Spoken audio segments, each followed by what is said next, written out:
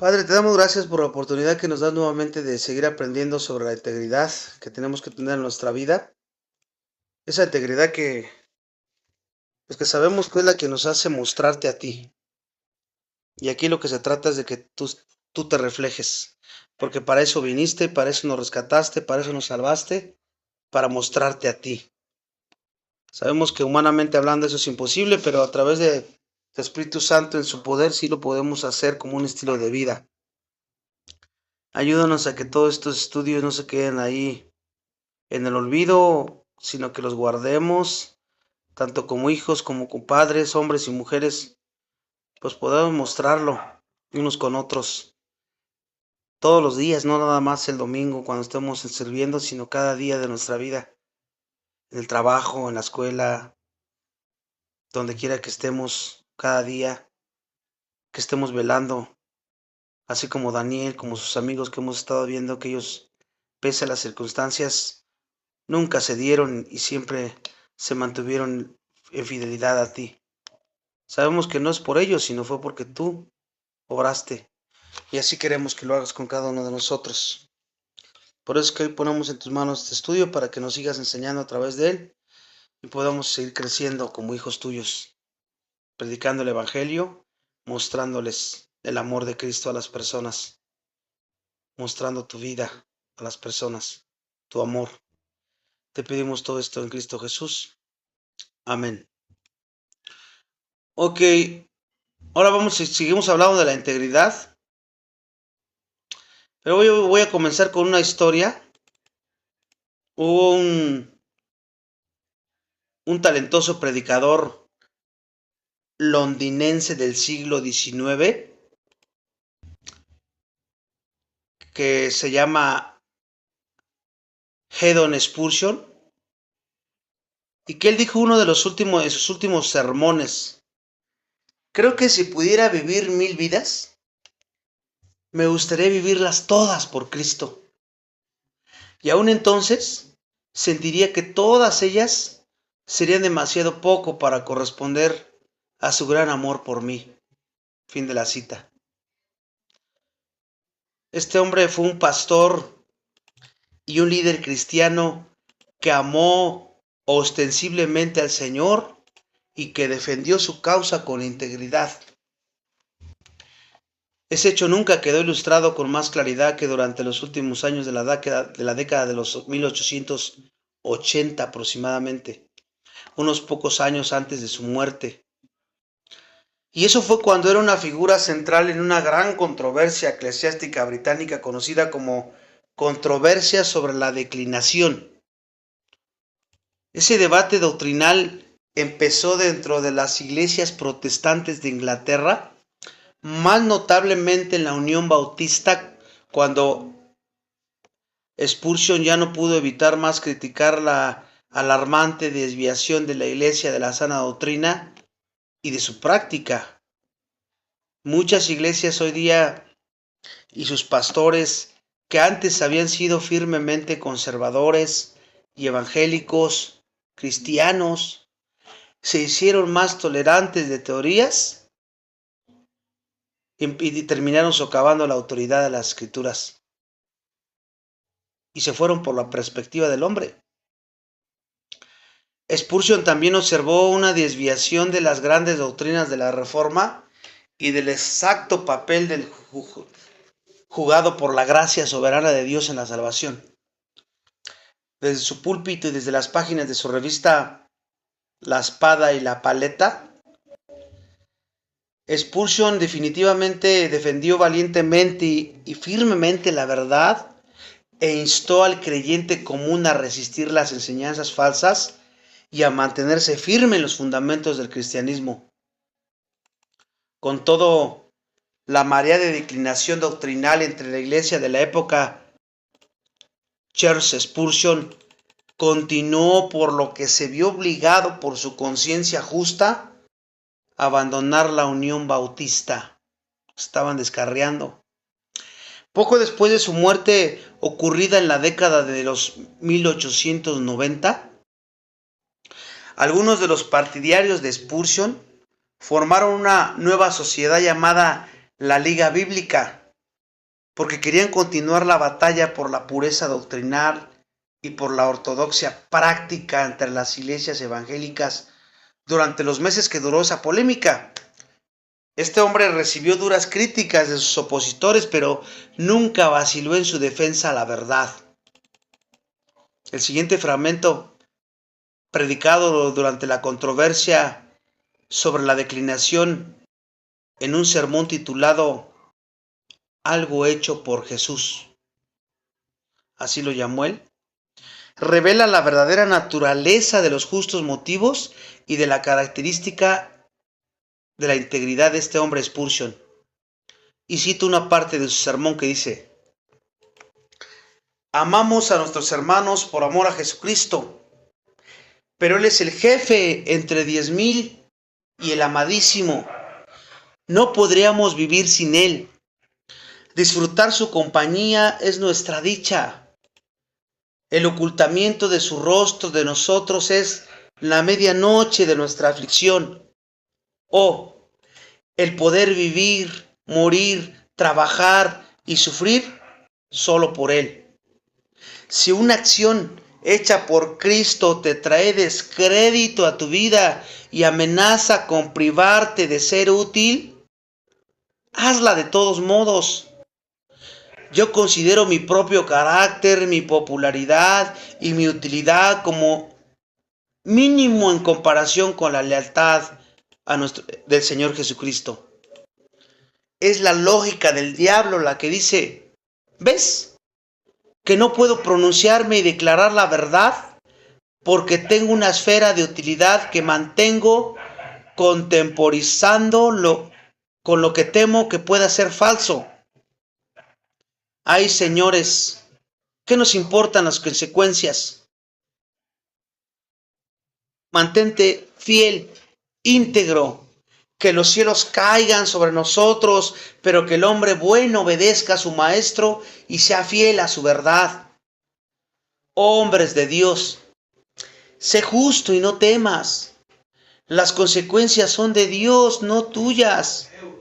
Si has hecho una buena obra por Cristo, aunque parezca a tus pobres empañados ojos como si un gran mal hubiera venido de ella, aunque tú lo hayas hecho, Cristo lo ha aceptado y lo notará, y en tu conciencia Él te sonreirá dando su aprobación. Fin de la cita. Es una parte de su sermón que dijo este hombre hablando precisamente de la integridad, cueste lo que cueste.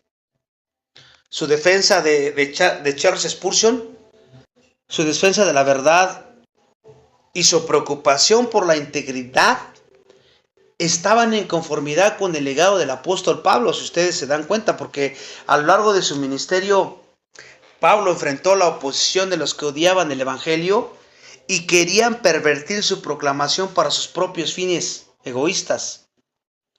La mayor parte de la oposición procedía de un grupo de falsos maestros de Corinto, quienes lo acusaron de ser incompetente, sencillo, carente de atractivo, impersonal. De todo eso lo acusaron ahí. Como consecuencia, Pablo se vio obligado, muy en contra de sus preferencias normales, a defenderse a sí mismo y a su ministerio.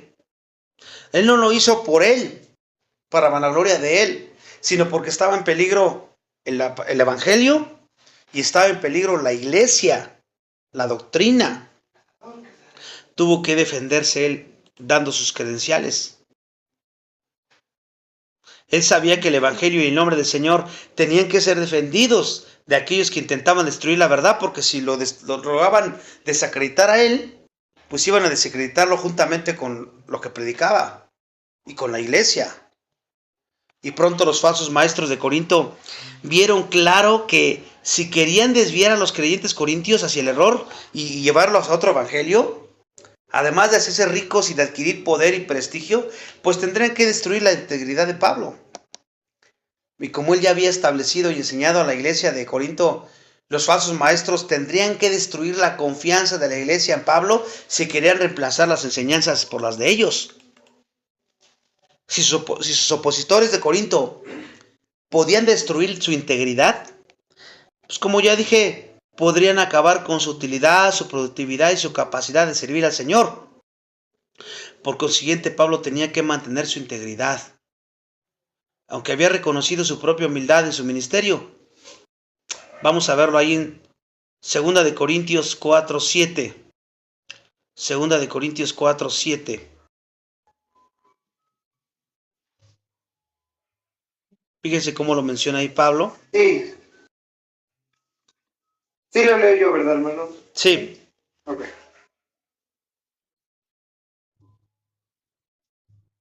Pero tenemos este tesoro en vasos de barro, para que la excelencia del poder, para que la excelencia del poder sea de Dios y no de nosotros. Ahí vemos que Pablo sabía, era humilde porque él sabía que si él valía, cuando ellos lo atacaban le decían que no tenía ni chiste, que no tenía ni carácter supuestamente, que estaba feo, incluso atacaban su físico también. Él no se defendió a él, nunca se defendió a él. Y cuando lo hizo fue por amor al evangelio y por amor a la iglesia. Para que si lo desacreditaban a él, pues la iglesia se iba, por eso no se quedó callado en ese aspecto, pero él sabía que si él valía algo, él se veía como un vaso de barro, que era el que usaban en aquella época para echar los desperdicios. Y él decía, se veía así, que si valía por algo y para algo era porque Dios había puesto en ese vaso de barro que era él, algo con un valor incalculable, y que era el poder predicar el evangelio.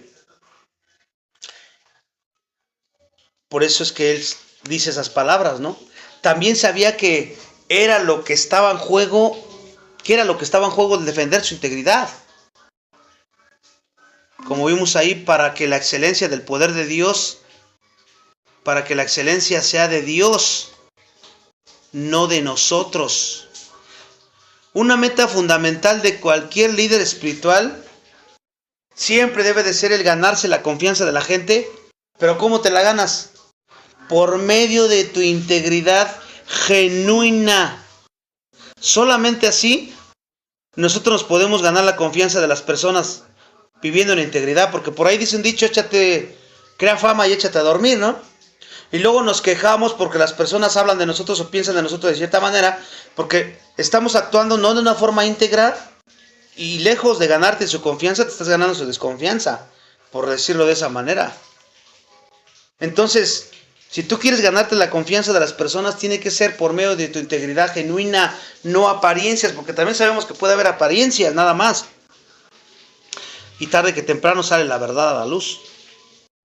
Al igual que Pablo, la conducta del líder debe ser digna de confianza y debe ser consistente con lo que habla. Lo que tú dices, yo lo he visto, y por eso confías plenamente en él o en ella. Pero ¿qué pasa cuando tú demuestras hipocresía?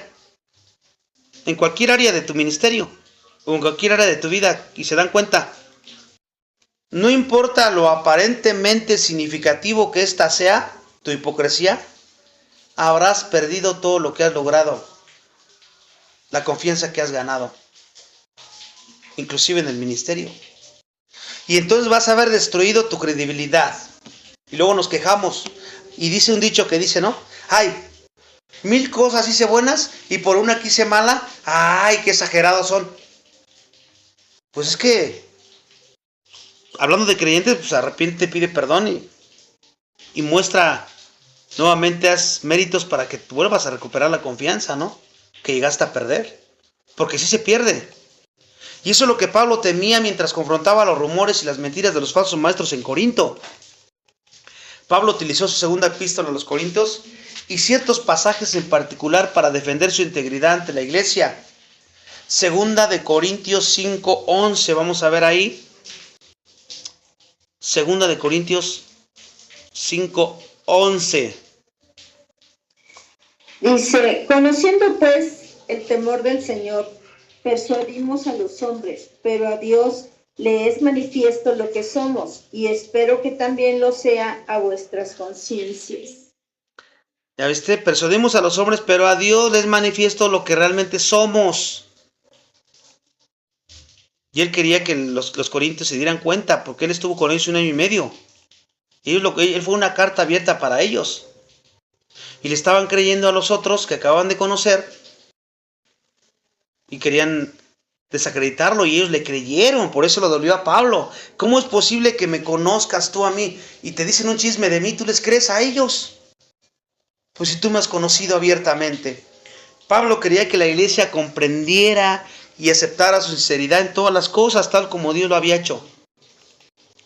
Conforme Pablo hacía esta defensa de su integridad, el sentido común le dictaba que no gastara más tiempo o energías en elogiarse más a sí mismo. A los corintios ya era bien conscientes de su carácter firme que él tenía y de lo que él había hecho, porque como dije, estuvo con ellos 1 año y medio aproximadamente. Después volvió a pasar más tiempo con ellos.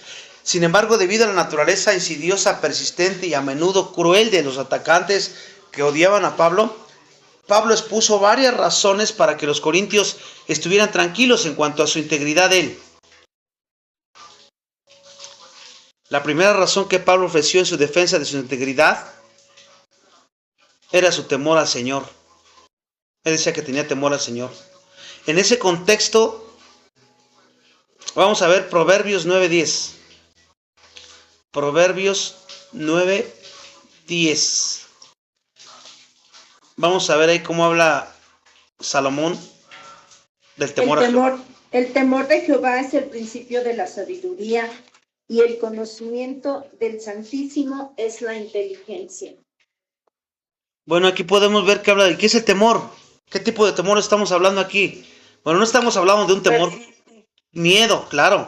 Estamos hablando de un temor reverente, adoración. ¿Qué significa eso? Obedeces, te sometes voluntariamente, no por miedo al infierno, a lo que te pueda hacer Dios, sino porque lo amas como Él te amó primero. Y entonces tú vives una vida de adoración 24/7, reverenciándolo de esa manera. Es la mejor adoración que podemos dar, tu obediencia a Dios, tu fidelidad, tu integridad. Unos pocos versículos en la Biblia lo ilustran, como lo acabamos de leer. Y ahora vamos a ver Hechos 9:31. Hechos 9:31. Ya. Entonces las iglesias tenían paz por toda Judea, Galilea y Samaria, y eran edificadas andando en el temor del Señor, y se acrecentaban fortalecidas por el Espíritu Santo. ¿Se dan cuenta? Ellos también andaban en el temor al Señor, por eso tenían paz por todos, Judea, Galilea y Samaria, viviendo conforme Dios les pedía, no por las personas, porque me tratan bien, yo los trato bien, porque son buena onda conmigo, porque se lo merecen, porque al rato les voy a pedir un favor y ellos me lo van a hacer. No, lo único que les bastaba a ellos era, porque eso le gusta a Dios, es lo que me pide Dios, tan. No importa lo que me hagan a mí, lo que digan de mí. Si me lo regresan, si me lo agradecen, no importa. Es suficiente el temor a Dios. Cuando realmente andamos en temor a Dios. Y luego vemos 2 de Corintios 7:1. 2 de Corintios 7:1. Seguimos hablando de esto. Y lo vamos a ver con Pablo también ahí. Así que, amados, puesto que tenemos talentos limpiemos de toda contaminación de carne y de espíritu, perfeccionando la santidad en el temor de Dios. ¿En qué perfecciona su santidad? ¿Por qué haces lo que haces? Pues este debe ser el principal motivo. Por Él. Porque eso le agrada a Él. Porque quiero que Él esté bien. Porque Él se vea bien. Y ahí se quita todo eso por conveniencia o que creas que es por algún mérito que hagan las personas contigo para que tú obedezcas a Dios. No. Se trata de Dios, y eso debe ser suficiente para el verdadero creyente que quiera andar en el temor del Señor. Entonces, para expandir un poquito más esto, el temor del Señor, ya vimos que es, primero, tener reverencia por Dios, y esa sea tu motivación para todo lo que haces. Porque a veces decimos que ya me cansé, es que ya lo perdoné una vez y otra, y es que le digo y él siempre me trata mal, y por eso yo ya no lo voy a hacer. Tu motivación está equivocada entonces. Porque tu motivación debe ser la reverencia que le tienes a Dios. y tú por eso buscas la santidad como tu prioridad en la vida y buscas dedicarte a Él, pero tu motivación es esa: amor a Dios, reverencia a Dios. Sin duda alguna eso era verdad en cuanto a Pablo, porque él estaba tan dedicado a la gloria de Dios que le entristecía aún el considerar la posibilidad de deshonrar el nombre del Señor. La profunda devoción de Pablo a Dios era un poderoso incentivo en él, su devoción que tenía a Dios, para convencer a los demás de su integridad de él. Por Dios tenía que defenderse. La gente a veces nos puede preguntar, o te puede preguntar, ¿qué es lo más difícil de recibir críticas falsas? ¿Qué es lo más difícil? Reflexiónalo y medítalo en tu mente. Si te preguntaran, ¿qué es lo más difícil de recibir críticas falsas? Y nosotros podemos decir o podrías pensar que lo más perturbador y desconcertante es que las acusaciones injustas pues pueden llevar a otros a creer que estoy desfigurando a Dios. Pero muchas veces eso no es lo que nos molesta, hermanos. Fíjate, es que me están desacreditando a mí, es que me están lastimando a mí, es que me están haciendo daño a mí. Estás errando. Si ese es tu pensamiento, que pues eso es lo más difícil de soportar en un chisme, que te digan algo y tú estás por encima de todo, eso es ego, eso es orgullo, eso es pecado. Si es, como ya dije, es que si como yo represento a Dios, están desacreditando a Dios. Eso es lo que más te debe de doler. No tú. Tú no importas aquí. ¿Se dan cuenta? Eso es lo que le molestaba a Pablo de los argumentos de los falsos maestros de Corinto. No era él, o el daño o el dolor que le causaran a él. Él sabía que ellos le estuvieran desfigurándolo a él como discípulo de Cristo ante los creyentes, pero no por él, sino por Dios. Y si nos examinamos, muchas veces estamos al revés nosotros. Y es ahí donde puedes detectar tus motivaciones y ver el pecado. Un conocimiento reverencial de la grandeza de Dios, eso era lo que caracterizaba a Pablo. Dios, la grandeza de Dios, la gloria de Dios, la santidad de Dios. ¿De qué otro modo podría haber hecho esta poderosa declaración acerca de los atributos de Dios? Cuando él hablaba, siempre hablaba de la grandeza de Dios. Cuando dijo ahí, creo que no le di la cita, pero la voy a leer. Por tanto, el Rey de los siglos, al inmortal, invisible, al único Dios, sea honor y gloria por los siglos de los siglos. Amén. ¿Cuál era su motivación de todo lo que él hacía? ¿Dónde estaba puesta su mirada? En Dios. Todo el tiempo era en Dios. Y ahora vamos a ver, léanme Romanos 12:1. Romanos 12:1. Para que vean cómo dice Pablo con respecto a esto.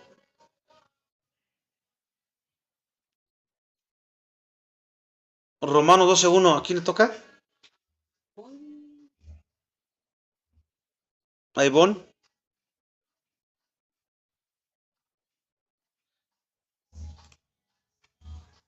Romanos 12:1. Ya llegó Chuy. Hola, buenas noches, hermanos. Que sí, por favor. ¿Sí? Sí. Bueno. Así que, hermanos,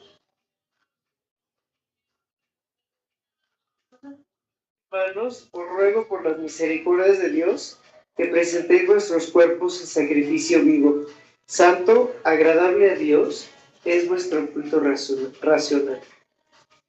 Fíjese, con eso que dijo Pablo ahí, quedó resumida su vida de Pablo. Porque él así vivía. Pablo, lo que él decía, eso es lo que él hacía. Y él lo mostraba en su vida.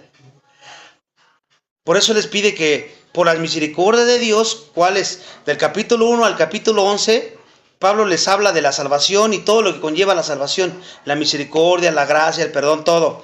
Esas misericordias que él dice del 1 al 11, les dice, por esto que Dios ha hecho, ahora ustedes tienen que vivir así, la práctica. ¿Cómo? Dios, antes de ofrecer algo a Dios, antes de a cualquier, su cuerpo como sacrificio vivo, quiere todo de ustedes. ¿Y cómo lo quiere? Santo, agradable a Dios, que es vuestro culto racional. O sea, entendiendo todo esto, pues esta debe ser, eres creyente, esta es tu reacción que debes de tener. Sí o sí. Su reverencia por el Señor era total, la de Pablo, y se entristecía cuando los enemigos de la verdad buscaban destruir su integridad y amenazaban su capacidad de enseñar y predicar, porque entonces estaban atentando contra Dios directamente, porque él imitaba a Dios, él imitaba a Cristo. Entonces por eso Pablo se vio obligado a lanzar una defensa de su integridad, no por su propio bien, sino por el de Dios. Una cosa muy diferente, ¿no? Vamos a ver ahora 1 Corintios 1:10. ¿Cómo le preocupaba a Pablo la iglesia? Os ruego pues, hermanos, por el nombre de nuestro Señor Jesucristo, que habéis todos una misma cosa,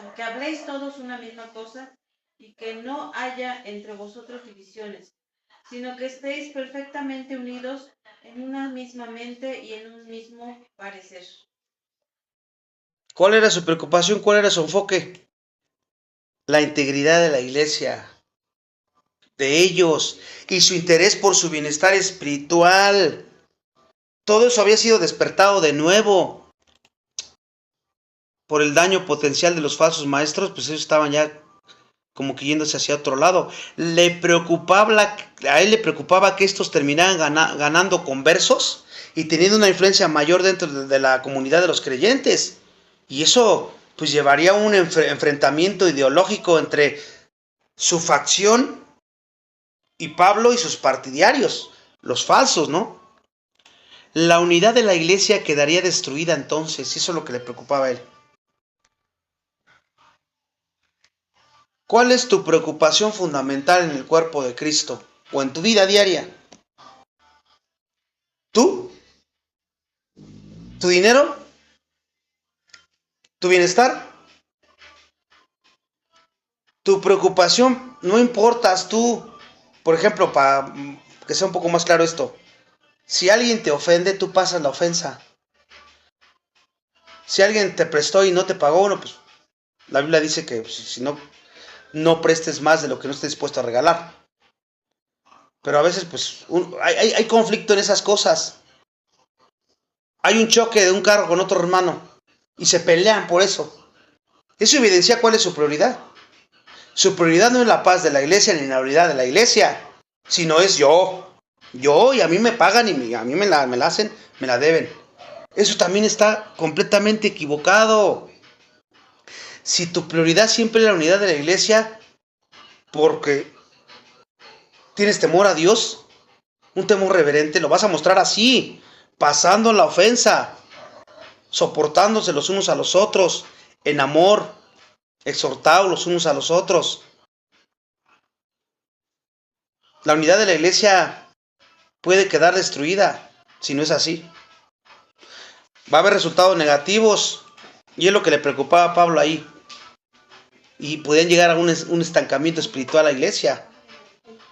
Entonces, iba a estorbar la evangelización de la comunidad que los estaba rodeando. ¿Se dan cuenta cuál era siempre el enfoque de Pablo?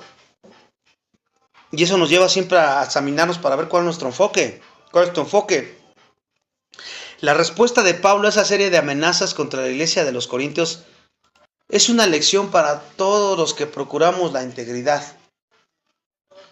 Porque en vez de lanzarse a las zanjas de la retórica y de responder a cada acusación y mentira de los falsos maestros, Pablo decidió tomar un camino más sabio y más sensato. Fíjese cómo lo dijo en 2 Corintios 5:12. 2 Corintios 5:12. No nos recomendamos, pues, otra vez a vosotros, y nos damos ocasión de gloriarnos por nosotros, para que tengáis con qué responder a los que se gloríen de las apariencias y no en el corazón. Aquí vemos que Pablo sabía que a pesar de todos los peligros de la iglesia, no era prudente montar una defensa personal directamente de sus enemigos, porque también lo iban, porque todo lo que él decía, lo volteaban ellos. Y él tenía que ser sabio, porque si se hubiera defendido, ya ven lo soberbio que es. Mira cómo se defiende por egoísmo, es bien, yo, y es muy soberbio Pablo.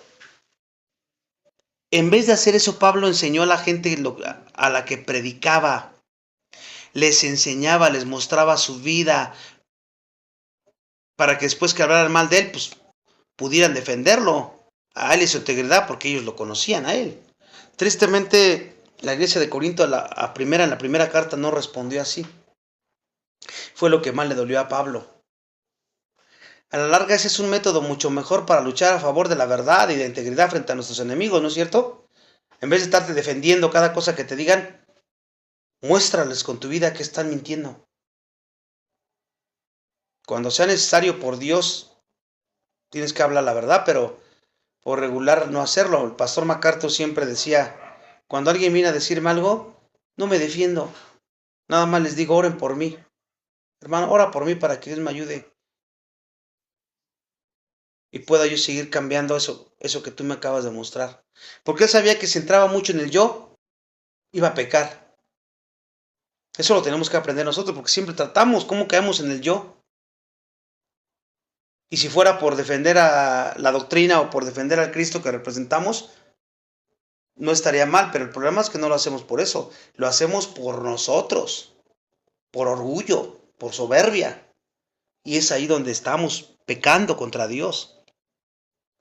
Como Pablo descubrió, podemos dirigirnos a nuestros opositores una y otra vez y presentar la defensa mejor razonada y más equilibrada de la verdad y de nuestra integridad, pero lo único que haremos a veces será tergiversar lo que hemos dicho y utilizarla para denigrarnos más. A veces aplicaría eso que dicen, todo lo que uses será usado en tu contra, porque las personas incrédulas, los que te quieren hacer daño, van a pervertir lo que dices.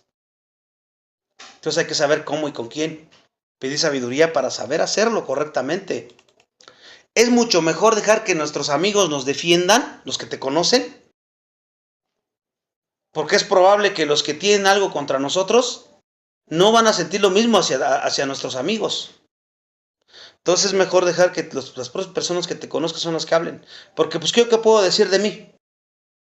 No, que mi esposa lo diga, que mi madre lo diga, que mi hijo lo diga, que mi hermano en la fe que me conoce lo diga. Pero a veces, ¿por qué no decimos eso? Porque nos da miedo de que digan la verdad, porque tal vez pudimos estar viviendo en apariencia. Y entonces dicen, si les digo que diga mi esposa o mi mano, van a decir todo lo que realmente soy. Y entonces eso no lo hacemos. Pero no debería de ser así.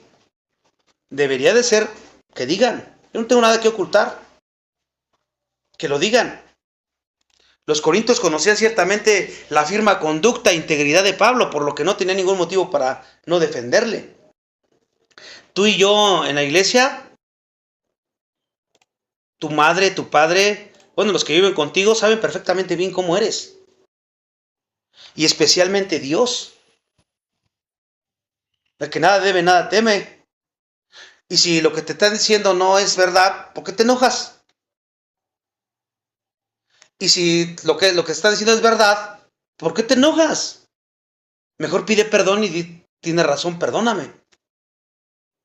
La respuesta evidencia mucho en tu vida y en mi vida. Dependiendo con quién sea y dónde sea, obviamente, ¿no? El contexto que sea. Pero todo eso hay que pedirle a Dios que nos ayude para poder reaccionar como Pablo nos está mostrando aquí. Pablo, ¿qué hizo? Apeló a los hermanos de la iglesia de Corinto porque estaba intensamente preocupado por su unidad y por su crecimiento de ellos. Segunda de Corintios 10, 17, 18. Segunda de Corintios 10, 17, 18. Fíjense cómo lo dice Pablo ahí. Dice, mas el que se gloríese en el Señor, porque no es aprobado el que se alaba a sí mismo, sino aquel a quien Dios alaba. ¿Sabes? Digan lo que digan de ti, o digas tú lo que digas de ti, Al final, el único que sabe todo y que conoce todo es Dios. Y al final de cuentas Él va a saber tu integridad o no tu integridad. Ante Dios todos estamos expuestos en todo. Hace pocos años, dice MacArthur, fui invitado a hablar en una clase de filosofía en una de las universidades estatales ubicadas cerca de la iglesia donde crecí, en el sur de California.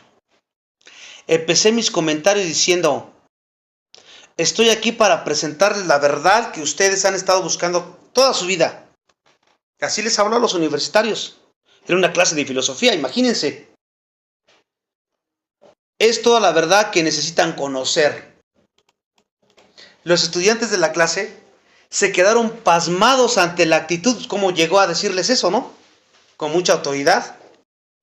Los estudiantes de ese tipo de clases pues pasan invariablemente todo el trimestre considerando diversas perspectivas acerca de la verdad, filosofando, ¿no? Su clase. Pero nunca llegan a ninguna conclusión, porque todos tienen su filosofía y todos la acomodan a su conveniencia. Lo más probable es que terminen el curso sin esperar encontrar nunca la verdad. Por eso dice él que fue contra la opinión ortodoxa y expuso la verdad del Evangelio. Ahí. Siempre que no uno es dogmático, enfático y definitivo al hablar de la verdad, como lo fui en esa clase, dice. El mundo cree que uno se ha vuelto loco. Y él dice que así fue como Pablo fue caracterizado.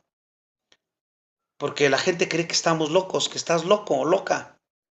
Cuando llegas así con esa convicción, porque la andas viviendo, y porque tú entre más obedeces, más tu convicción crece, tu fe crece. Por lo tanto, lo que tú hablas, lo dices con autoridad, no por orgullo, por arrogancia, sino porque sabes que es la verdad. Y estás bien anclado en esa verdad, nadie te puede mover de ahí. Pablo hizo eso. Su celo y devoción intenso por la verdad se convirtieron en otro motivo para defender su integridad. Vamos a verlo ahí en 2 Corintios 5:13. 2 Corintios Porque si 5:13. somos locos, es para Dios, y si somos cuerdos, es para vosotros. Ahí lo dice cuando ellos los creían locos, porque los creyentes de Corinto no necesitaban poner en duda el argumento de Pablo. Habían aceptado a Cristo por medio de su predicación, habían crecido en santidad bajo su enseñanza, y como resultado amaban a Pablo y confiaban en Dios. Para todos era evidente que tenía la mente sana Pablo. Pero obviamente los falsos maestros y sus convertidos, en su intento por echar abajo la enseñanza bíblica de Pablo con sus propias enseñanzas erróneas y egocéntricas, estaban acusando a Pablo de haber perdido la razón, que estaba loco. Pero el apóstol aclaró con creces que él y sus colegas del ministerio estaban locos, pero para Dios.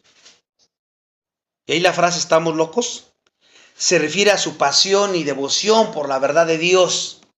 A eso se refiere. El término no se refiere a una persona que está clínicamente trastornada, pero puede describir a alguien como Pablo, quien estaba dogmáticamente consagrado a la verdad. Y Pablo podía ser más dogmático que nadie porque estaba tratando con la revelación directa del Señor. No obstante, los enemigos de Pablo insistieron en calificarlo como un extremista dogmático que estaba mentalmente desequilibrado. Pero acuérdense que el dogmatismo siempre ha tenido una connotación negativa para el mundo, como descubrió el apóstol en varias ocasiones. Vamos a ver lo sucedido cuando Pablo hizo una ferviente y franca presentación del Evangelio ahí con el oficial romano Festo en Hechos 26, 22, 25. Hechos 26, 22, 25. Sí. Pero habiendo obtenido auxilio de Dios, persevero hasta el día de hoy, dando testimonio a pequeños y a grandes que los profetas y Moisés dijeron que habían de suceder, que habían de suceder. El Cristo había de padecer y ser el primero de la resurrección de los muertos, para anunciar la luz al pueblo y a los gentiles. Diciendo él estas cosas en su defensa, Festo a gran voz dijo: Estás loco, Pablo, las muchas letras te vuelven loco. Mas él dijo: No estoy loco, excelentísimo Festo, sino que hablo palabras de verdad y de cordura. ¿Te dan cuenta aquí? Para que ustedes me entiendan más, ¿qué significa alguien que dogmatismo o dogmático? Es alguien que mantiene sus creencias y la menor concesión. O sea, no estoy diciéndotelas para que entramos en un debate o para ver si me convenzo o me convences a mí de otro. No, esto es así, punto. Y eso muchos dicen, es que esos son muy dogmáticos. Y lo ven, el mundo lo ve como negativo eso, como algo malo, porque no puedes andar diciendo que tú solamente tienes la verdad, ¿verdad? Es lo que siempre sacan. Pues fíjate que sí. Pues sí. Y no es que yo la tenga, sino que es lo que dice la verdad, lo que dice Dios, lo que dice la Escritura. Pablo aquí lo mostró ahí, en ese texto que me leyeron. Nosotros somos dogmáticos, porque hay verdades que así son, a menos que queramos meternos en áreas grises de la Biblia, donde la Biblia no dice nada. Ahí callaron de la Biblia calla y hablaron de la Biblia habla. Podemos dar una sugerencia ahí, pero eso ya aclarar y decir, esto no lo dice la Biblia. Pero yo creo por lo que dicen otros contextos y eso, pues puede ser esto, ¿no? Pero eso ya no es como una doctrina que tú dices, la sellas como tal. Pero cosas que dice la Biblia así, eso no hay manera. No hay manera, porque la gente cree que nosotros estamos mal por eso. Fíjense, la sólida fibra de la integridad era evidente una vez más en el ministerio de Pablo. Él estaba en perfecto control de su persona y poseía una mente sana y clara, no estaba loco, como decían. Tanto en Cesarea ante Festo y como en la iglesia de Corinto, el mensaje de Pablo fue apasionado y ferviente porque la verdad del evangelio estaba en juego. No había concesiones a lo que él hablaba, porque sabía lo que hablaba. Él, pero también sabía cómo ser humilde y razonable para que la gente pues recibiera y pusiera en práctica la verdad. No se trata de ir andando dando bibliazos por ahí, aunque esté diciendo la verdad, pero hay que hacerla cimentada en el amor. Acuérdense, en la paciencia, en la comprensión. Sí la decimos, pero hay que ser humildes y razonables. Hay personas que son más sensibles que otras y débiles y hay que saber hacer eso. En el fondo, el asunto, ¿cuál era? Él defendió su integridad para poder continuar proclamando la verdad de Dios sin estorbos. Así lo estaba haciendo él. Hablando la verdad, todo el consejo de Dios, para que no pudiera tener absolutamente ningún estorbo. Otra razón por la cual Pablo estaba tan preocupado por defender su integridad era su gratitud por el amor al Salvador. Él dijo a los Corintios, 2 de Corintios 5:14. Vamos a ver cómo se los dijo ahí Pablo. Porque el amor de Cristo nos constriñe pensando esto, que si uno murió por todos, luego todos murieron. Claro, porque Él murió por nosotros y después nosotros murimos en Cristo. Todos. ¿Quién es el centro ahí? El amor de Cristo. Esa era la preocupación por defender su integridad. Y todo lo que hemos estado viendo sobre Daniel y Cedrac, Mesac y Abednego, como ellos también hablaron de su integridad. Hoy nosotros en la iglesia, tú vives en integridad, en tu servicio, en lo que haces, en tu mente, en lo que piensas, en lo que hablas, cómo te comportas, cómo reaccionas, siempre velando en esas cosas. Todo el tiempo, porque está en juego la verdad de Cristo, que es con la que tú disipulas también con tu vida. Ya se los he dicho en otras ocasiones. En la forma que tú te comportas de tu casa hacia afuera, estás discipulando a las personas que están a tu alrededor, que saben que eres creyente. Y eso era lo que le preocupaba a Pablo. Por eso defendió su integridad.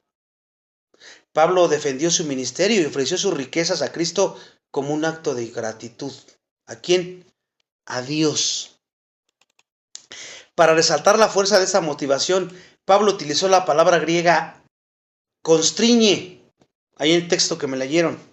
Y el significado más sencillo y más claro de esta palabra es precisión que causa acción. Presión, perdón. Constriñe es presión que causa acción. Fíjate que aquí ¿Qué quiere decir esto? Que la gratitud que Pablo sentía por el amor de Cristo hacia él, esa era la presión que él tenía. El amor de Cristo ejercía gran presión sobre él para que ofreciera su vida y su ministerio al Señor. Ese amor lo presionaba para que él accionara en obediencia a Cristo. Ahí estaba cimentado su acción. No para que me vean, no para ganar algo, no, era el amor de Cristo. Y el factor dominante para Pablo fue la muerte vicaria de nuestro Señor y la aplicación de esa muerte a su favor suyo. Eso lo veía él como una presión, como algo que causaba vivir de esa manera. No había otra forma, otra respuesta. Y eso es lo que nos tiene que llevar a nosotros cuando realmente hemos entendido el Evangelio. La esencia de la obra de sustitución de Cristo estaba bien resumida. Lo vamos a ver ahí en Romanos 5, 6, 8. Para que la recordemos un poco. Romanos 5, 6, 8. Cuando aún éramos débiles, a su tiempo murió por los impíos.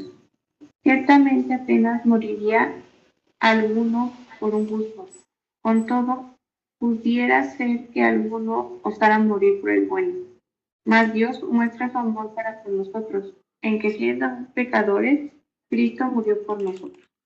Eso debe ser suficiente para ti, para que andes en integridad, para que perdones, para que ames, para que pase la ofensa, para que vences el mal con el bien. Eso debe ser suficiente. Si hay alguna otra cosa, estás en problemas, porque eso debería ser todo. La muerte de Cristo no tiene sentido alguno si no se entiende su impacto sustitutorio. Si Cristo no murió en nuestro lugar, tendríamos que morir por nuestros pecados y eso significaría nuestra muerte eterna. Esa es la motivación que necesitamos nada más. Eso indudablemente debiera ser tu motivación, ¿no? Y debería ser suficiente para que tú y yo nos esforcemos todos los días, cada momento, cada hora, por ser íntegros en nuestra vida, en nuestros ministerios y en todos los aspectos de nuestra vida. Si buscas o algo más, estás cerrando. Después de todo, recordemos que todo el que muere, vamos a ver cómo dice Romanos 3, 24, 26. No, Romanos 6, 8.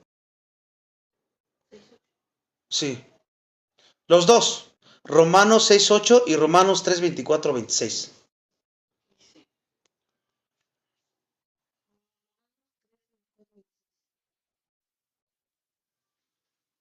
Ajá. Por cuanto todos pecaron, están destituidos de la gloria de Dios, siendo justificados gratuitamente por su gracia, mediante la redención que es en Cristo Jesús, a quien Dios puso como propiciación por medio de la fe en su sangre para manifestar su justicia a causa de haber pasado por alto en su paciencia los pecados del pasado, con la mira de manifestar en este tiempo su justicia, a fin de que Él sea el justo y el que justifica al que es de la fe de Jesús. Y Romanos 3, 6, 8. 6, 8 dice: sabiendo esto, que nuestro viejo hombre fue crucificado juntamente con él, para que el cuerpo del pecado sea destituido, a fin de que no sirvamos más al pecado. ¿Viste cómo lo dice el versículo capítulo 6? Sabiendo esto que la muerte de Cristo, donde recibimos nuestros beneficios salvadores, su muerte vicaria, sabiendo esto, ahí está cómo es el resultado, que no tienes que vivir como vivías antes. Tienes que vivir en integridad. Y esa es la conclusión a la que se refiere Pablo en la segunda parte. Vamos a 2 de Corintios 5:14. 2 de Corintios 5:14 para que veamos también ahí. Sí, está repetida, pero la vuelvo a... Ajá, sí. Porque el amor de Cristo nos constriñe, pensando esto, que si uno murió por todos, luego todos murieron. Esa es la conclusión a la que se está refiriendo. La verdad de la obra de sustitución de nuestro Señor es un consuelo, debe de ser un consuelo para nosotros, como una motivación para todo el tiempo a darle gracias a Dios, para todo el tiempo andar en integridad, orando, estudiando la Escritura para crecer, para parecernos más a Él. No necesitamos más motivaciones. Eso era para Pablo y lo debe ser para nosotros. Fíjense cómo lo dice en Filipenses 1, 20, 21. Filipenses 1, 20, 21. Conforme mi anhelo y esperanza de que en nada seré avergonzado, antes bien, con toda confianza, como siempre, ahora también será magnificado Cristo en mi cuerpo, o por vida o por muerte, porque para mí el vivir es Cristo y el morir es ganancia. Ahí está. Nosotros tenemos motivación, esa es la única motivación que debemos de tener y el consuelo, porque sabemos que somos coherederos de Él, ya tenemos la gloria ganada, no por nosotros, por gracia, pase lo que pase, nos digan o lo que vivamos, eso es lo de menos, tengamos o no tengamos, estemos sanos o enfermos, es lo de menos. Por eso entender esta verdad y que produzca una acción, es lo importante, no nada más saber todo intelectualmente. Tiene que llevarte a algo, a hacer las cosas y a vivir de esta manera. El gran himnólogo inglés del siglo XIX, Isaac Watts, compuso las siguientes estrofas acerca de la búsqueda de la justicia y la obediencia a la palabra de Dios. Y él escribió: bienaventurados los de corazón puro, cuyas sendas rectas son, que tu ley nunca se apartan, sino que huyen de toda tentación. Bienaventurados los que aman tu palabra y cuyos corazones obedientes son, que con toda su alma buscan al Señor y con sus manos le sirven con amor. Grande la paz de los que aman tu ley. Con qué firmeza permanece su alma. Ninguna tentación podrá jamás de ti sus fieles sin sus pies apartar. Luego mi corazón tendrá un gozo interior y guardará mi rostro de la vergüenza cuando obedezca a todos tus estatutos y a tu nombre de honra. Estas palabras están basadas en el Salmo 119. Podrían fácilmente haber sido pronunciadas por Pablo como una forma de expresar su extremo deseo de vivir rectamente como su prioridad en esta vida. Su deseo fluía lógicamente de su tremenda gratitud que tenía por el amor de Cristo. Y era otra razón por la que defendía tan vigorosamente su integridad ante los corintios. Por eso lo dijo así en 2 de Corintios 5:15. Fíjese cómo lo dijo, expresó ahí. 2 de Corintios 5:15. Dice, y por todos murió para que los que viven ya no vivan para sí, sino para aquel que murió y resucitó por ellos. ¿Ya ven lo que dice ahí? ¿Para quién vives? Ya no vivan para mí, ya no vivo por mí, lo que yo quiero, lo que yo anhelo, lo que yo deseo, sino por aquel que murió y resucitó por nosotros. Se trata de Él, se trata de su vida, todo se trata de Él. Nosotros aquí ya no contamos para nada. Al defender su integridad, Pablo quería que los corintios supieran que su antigua y egocéntrica vida había terminado. ¿Cómo lo iba a mostrar? ¿Diciéndolo? ¿Con palabras? Mostrándolo en su vida. Es la mejor forma de que puedas ganarte la confianza de las personas, no por lo que hablas, sino cómo te comportas, cómo piensas, cómo hablas. Contra todas las malignas acusaciones de los falsos maestros, él quería que sus hermanos estuvieran convencidos de que su motivación en el ministerio era absolutamente pura.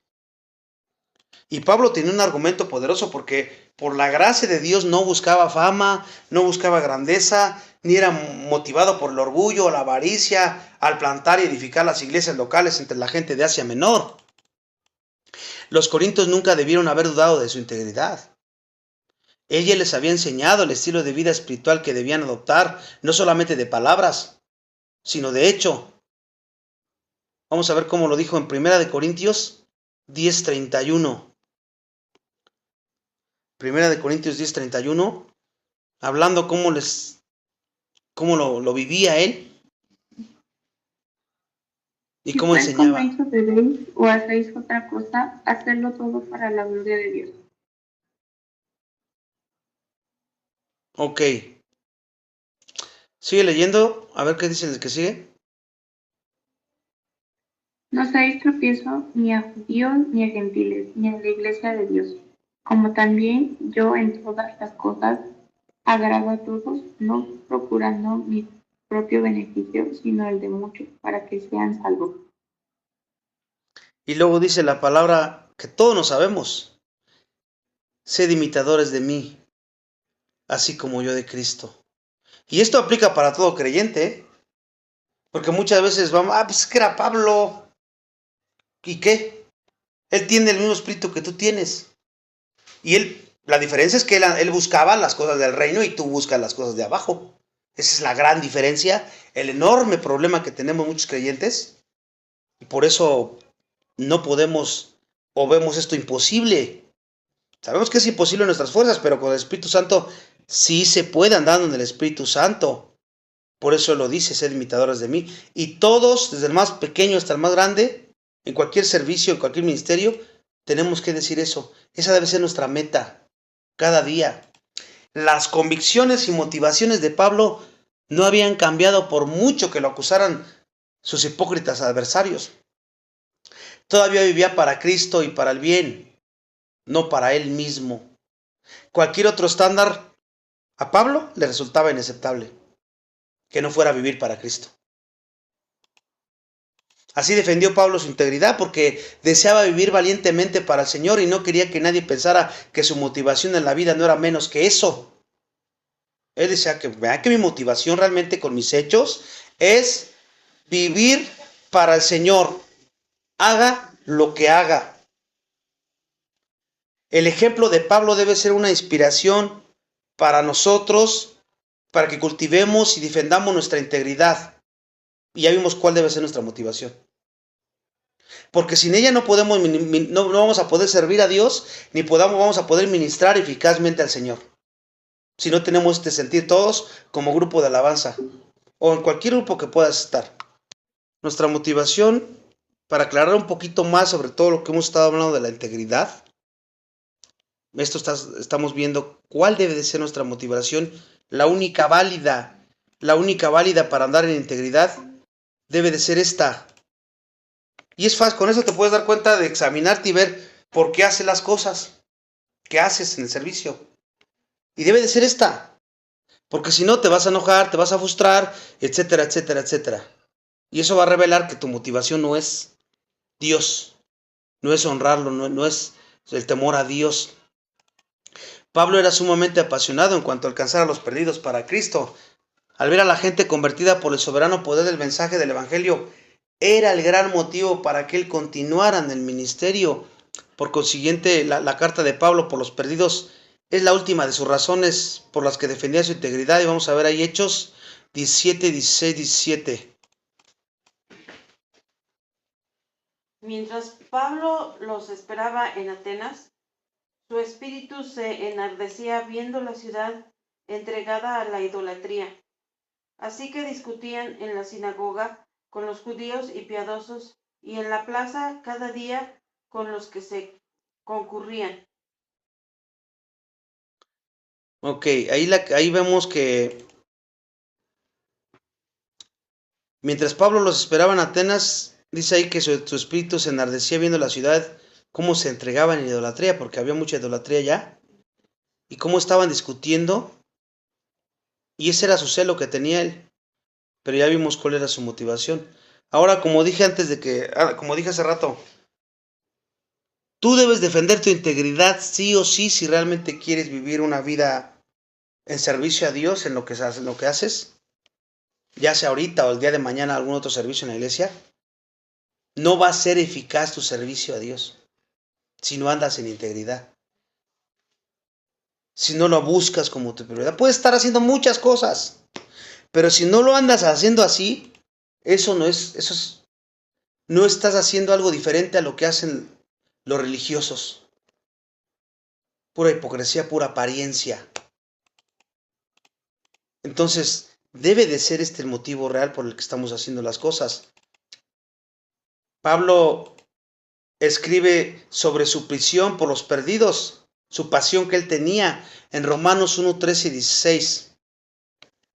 Romanos 1, 13 y 16, cómo lo escribe su pasión, cómo tenía por los perdidos él. Y vamos a ver lo que dice ahí.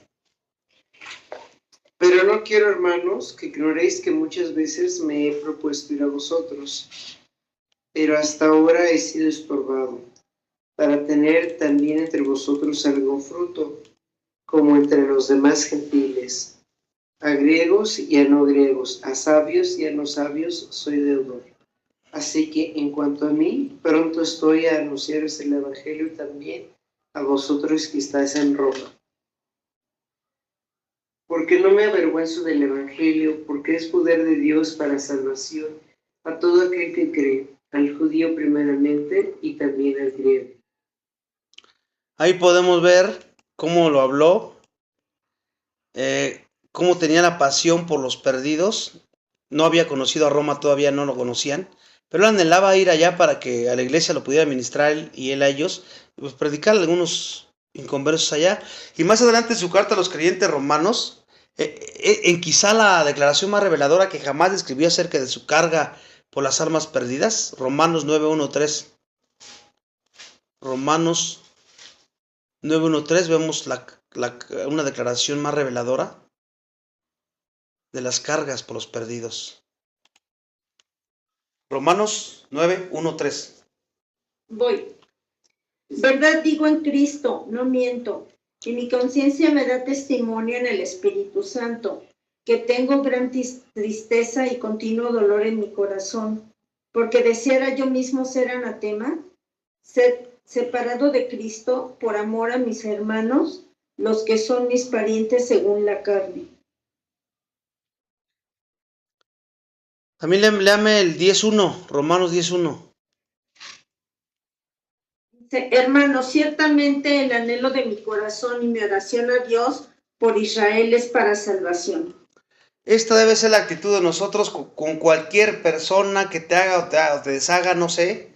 Siempre debe de ser, porque tu integridad te va a llevar a esto, a perdonar. En vez de hablar, chismear y andar diciendo miso y contarle a todo mundo, te va a llevar a esto. Entonces ahí nos vamos a dar cuenta si vamos caminando bien o no. Pablo, al seguir defendiendo su integridad ante los corintios, vamos a ver cómo lo hizo ahí en 2 de Corintios 5:16. 2 de Corintios 5:16.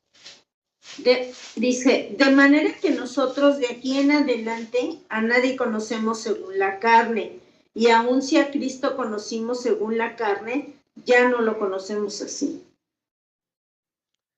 Fíjese, esto conecta de nuevo con el versículo 15 y sencillamente quiere decir que a partir de su transformación en Cristo, lo que está diciendo ahí, a partir de que él fue transformado, Pablo ya no juzgaba a las personas según la forma externa y mundana en que se comportaran, porque ese no es el mandato que Dios da, de que los andes juzgando, criticando la forma externa o mundana en que se comportan. Él no, lo que él hacía, oraba y les predicaba el evangelio, no más. Tenía una nueva prioridad él, en vez de andar haciendo lo que hacía antes.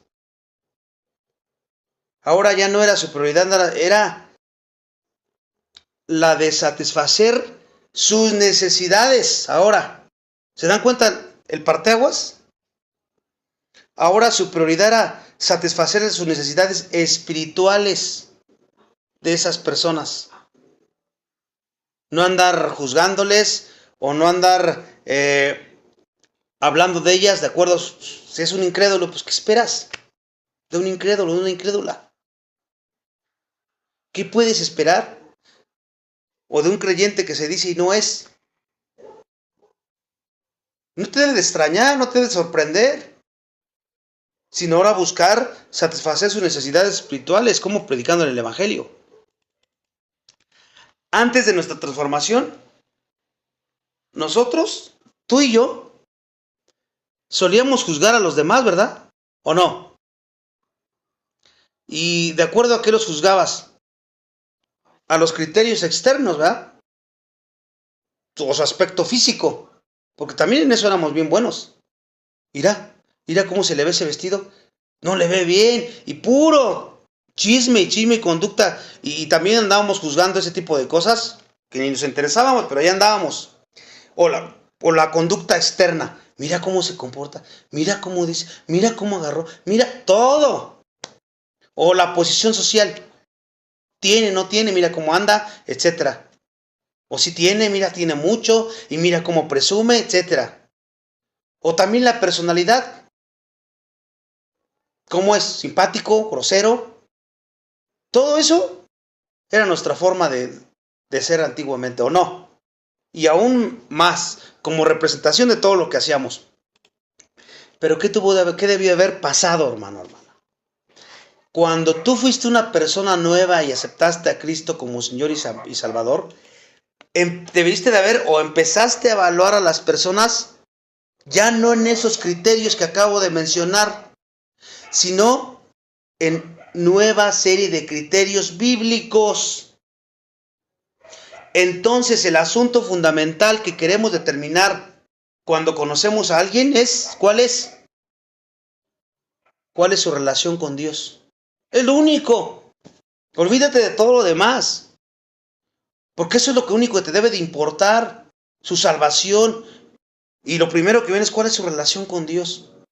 ¿Conoce a Cristo? ¿O no? Y predicar el evangelio. No tomar las cosas personales. Juzgando. Criticando. No, llevaba, y eso que hacía, yo la vi, que acá estaba, y mira ahora cómo se porta, y mira, eso no te compete a ti, eso lo va a hacer Dios. Dios es el único que tiene sano juicio, justo juicio.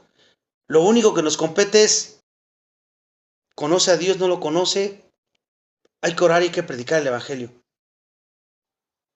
Quizás tú tienes un vecino que es amable y considerado, que te ha ayudado a menudo y que está especialmente a su disposición cuando tú estás enfermo o tienes alguna necesidad, y ahí está el vecino. Como es frecuentemente el caso, tú desarrollas una relación cordial y amistosa con alguien así, ¿no es cierto? Porque pues es atento y considerado contigo. Estoy hablando de incrédulos. Y tú dices, pues yo también tengo una relación honesta, amistosa. Todos queremos tener una relación cordial, amistosa con alguien así. Pero fíjate, si tú eres honesto contigo mismo, contigo misma, nunca puedes o podrás estar satisfecho de su amistad hasta que estés seguro de que tiene una correcta relación con Dios. Si no, nunca vas a estar satisfecho, seguro con su amistad. Hasta que tenga una relación con Dios, ¿eh? Ajá. De hecho, cuanto más estrecha su relación con su vecino, tú, entre más tengas una relación más estrecha con él, o con cualquier otra persona que tú quieras, si tú eres alguien salvo, alguien que anda en integridad, tu carga va a ser su bienestar espiritual de esa persona. No va a haber ninguna otra. Y estoy hablando de alguien que se ganó eso, con méritos de su conducta. Pero eso aplica también para que el vecino que no soportas y que esto y que aquello, esta debe de ser tu enfoque único que debes de tener. Que conozca a Cristo. No importa que no me hable, no importa que me odie. Yo lo amo y quiero que conozca a Cristo. Y siento una carga por su bienestar espiritual. Solamente si tiene la perspectiva correcta y andas en intimidad correcta con Dios. Esa va a ser tu respuesta. Y si no, no la va a ser. Te vas a portar igual o peor que esa persona. Y dices que eres creyente. ¿Se das cuenta qué bonito es entender esto cuando nos damos cuenta de lo que conlleva realmente ser cristiano? Y la responsabilidad que conlleva que tú digas que eres cristiano, cristiana. Y la motivación por la cual debes demostrarlo, ya lo dije. Pablo no da a los creyentes otra opción que la de pensar en los perdidos y en todas las cosas de la vida, pero desde una perspectiva transformada, cristiana, bíblica. Fíjate cómo lo dice 2 de Corintios 5:17, con eso terminamos. 2 de Corintios 5:17. De modo que si alguno está en Cristo, nueva criatura es, las cosas viejas pasaron. He aquí todas son hechas nuevas. ¿Ya viste? ¿Te sabes esto? ¿Lo crees? ¿Lo vives? Porque todo debe ser una perspectiva transformada, una perspectiva eterna, una perspectiva bíblica. Y te debes de comportar según como dice la Biblia, no como la carne te decía antes y que andábamos dándole rienda buena en el hacha con toda esa forma de vivir, toda pecaminosa que antes hacíamos, como ya di ejemplos ahorita. Y eso pues debes de llevarlo en todos lados donde estés, en tu casa, en la iglesia, en el trabajo, donde quiera que estés. Y Pablo, como vemos, no da otra opción. O sea, Dios, porque fue inspirado por Dios, no te da otra opción. Si vas a pensar en algún perdido, y escúchalo, lo único que tienes que pensar es en su bienestar espiritual. Sea quien sea el daño que te haya hecho o el daño que te vaya a hacer. En su bienestar espiritual. Y eso te va a llevar a orar y si puedes predicar el evangelio. No importa las veces que sean necesarias. ¡Qué gran diferencia! Pablo había experimentado en verdad un cambio completo en su vida. ¿Tú lo has experimentado? Él era un fariseo egocéntrico y ahora era un apóstol dedicado a Cristo. Y él sabía que tal transformación le ocurriría también a cualquiera que se convirtiera en cristiano. Porque ese es lo que realmente es, en una forma práctica, lo que es ser un creyente, una mujer, un hombre creyente. Es de sorprenderse que Pablo defendiera su integridad con tanta vehemencia, ¿verdad? Si cualquiera de sus enemigos podía destruirla, él perdería su credibilidad e influencia en su predicación del evangelio y por tanto toda su motivación para vivir. Porque ¿cuál era su motivación para él? Dios, Cristo, el cuerpo de Cristo, todo era para él. Y se comportaba conforme a eso. Que todos los cristianos, tú y yo, y todos pudiéramos tener la misma pasión y el mismo propósito del apóstol Pablo. Que esa sea nuestra oración de todos los días y todo el momento de nuestra vida. Buscando esto y persiguiendo esto como nuestra prioridad para servirle útilmente en el servicio. En el que tuviste ayer, el que tuviste hoy, o el que pudieras tener el día de mañana, no sé. No sé Dios a dónde nos lleve en un momento de la vida, ¿no? Pero por eso es importante. El siguiente estudio vamos a ver, Pablo revela su humildad. Pablo revela su humildad. Ahora aquí terminamos. Vamos a integridad, ¿no? recordando que todo está relacionado a la vida de integridad. Y qué poderoso podemos ser en Cristo cuando andamos así. Porque los resultados son tremendos y la influencia es tremenda, como lo hemos estado observando. Por eso es la motivación de esto. Nos lleva a ministrar bien, a servir bien y todo lo que queremos hacer si somos creyentes. Vamos a orar. Padre, te damos gracias porque nos da la oportunidad nuevamente de terminar otro estudio más y de examinarnos a nosotros mismos. Como siempre, perdónanos por las veces que nuestro enfoque hemos sido nosotros. Y a veces nuestras reacciones han sido mundanas, como antes, y no han sido como algo nuevo, algo transformado. Ahora sabemos que tú, cuando nos diste un nuevo nacimiento, nos transformaste en todas las áreas. Y en todas las áreas debemos de vivir así como nos lo acabamos de aprender el día de hoy. Ayúdanos a hacerlo, danos la sabiduría para aplicar estas verdades de una forma correcta cada día de nuestra vida y estar velando nuestra mente, nuestras motivaciones, nuestra forma de pensar, de vivir, de responder ante las circunstancias, que siempre sean conforme tú quieres que sea, conforme tu palabra que conocemos y que nos estás enseñando. Y perdónanos por las veces que hemos actuado impulsivamente, de una forma egoísta, de una forma iracunda, Tú sabes lo débiles que somos. No permitas que eso sea una excusa para vivir de una manera que no es. Sabemos que todo lo podemos en Cristo que nos fortalece y que esa sea nuestra bandera con que podamos andar en esta vida hasta que tú regreses por nosotros. Y en este sentido seguir predicando por todos aquellos que no te conocen y que nuestro único pensamiento y nuestro único anhelo por ellos sea su beneficio espiritual, su vida espiritual. ¿Y cómo lo vamos a lograr? Orando y predicándoles el Evangelio. Que no veamos más que eso en las personas, empezando en nuestra casa. Te pedimos por nuestros hermanitos, por Gabino, por su esposa Esperancita, que los bendigas, que puedan regresar con vida donde estén.